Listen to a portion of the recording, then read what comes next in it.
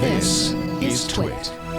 We're living in a mobile world now, and this is really mobile 2.0. This is what comes after the iPhone, you know, and like Francine Hardaway says she's wearing a Misfit and a Google Glass, and the wearables. She's in our chat room. That's why he's pointing out there. Hi, Francine. And Francine's a friend of mine, but shout out to her. But we're soon going to be wearing wearables, whether it's an Apple iWatch or a Google Watch or maybe some shoes from Nike that have sensors in them. Today's smartphones are those things already. Just because they're not on your wrist or your head. Right, but the other devices that you're going to be wearing around you, on you, that you're going to walk next to are going to inform what you see. That's why you're so excited about this low-power Bluetooth stuff. Yeah, because like turning off your ad about refrigerators, it knows you left the geofence of the store, so shut up. Right. You know, I'm no longer in a shopping mood. And so right? when we start getting... Here's why that doesn't work.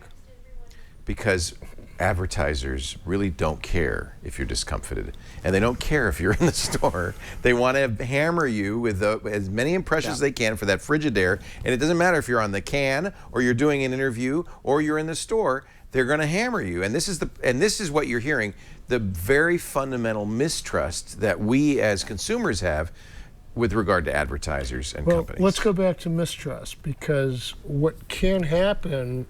Well, let me divide when we get to the issue of privacy and trust. Okay. I'll divide between government, I'll get to that in a second, and business. Every company we know that is entering into this new age of context has competition already. Another term we created was personal contextual assistants. And there's Google Now, and there's stuff like Easily I Do, love Google Now, which is good, but there are already 3 or 4 or 5 different options you have in choosing your personal assistant. Right. It won't be a long time before they start commoditizing where each one has what the other one has, but this one does this and this one does that. Well, just look at Siri and Google's speech. I mean, they're so similar. They're almost indistinguishable. We are going to pick the ones that come from companies that we trust the most with our data. And we conclude the book, oh God, we're going to ruin the ending. The butler did the butler did it? Oh. No, the butler didn't. He was out of context at the time of the action. But what we do conclude is that in the age of context, trust will be the new currency. And this, I think, will work very well in the people to business side. I like this. And you get trust by being transparent. Okay. What data are you collecting? If you go to google.com/privacy, you can see everything it knows about you, right? Is it correctable?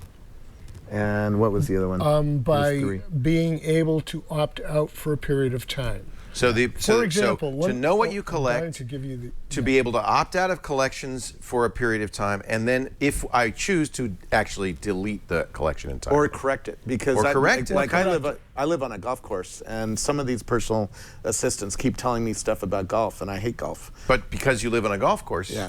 So the data is bad, we are starting to see that. The data is actually correct. A lot of times I see a Google ad and there's an X in it, and I can say no, and Google will say, so let me check. Do you not want to see ads of this type anymore? And I say yes.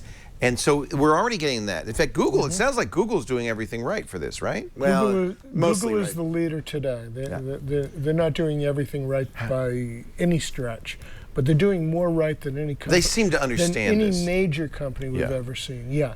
And Facebook does not seem to understand this. They don't seem to be trying to win my trust. They are, but they're younger.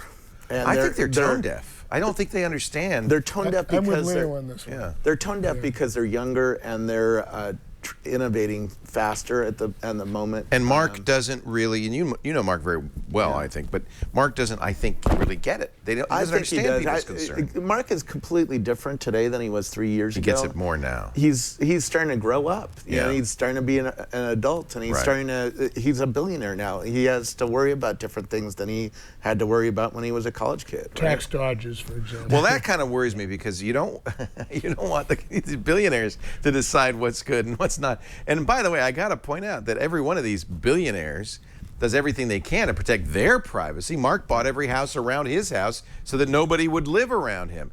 Eric Schmidt makes sure that his data is erased from every possible place. They have the money and the means and the wherewithal to protect themselves and their privacy. Yeah. At the same time as they're infringing on everybody else's privacy. So maybe Yeah. they need to start maybe they should understand better at this point the need for transparency and trust.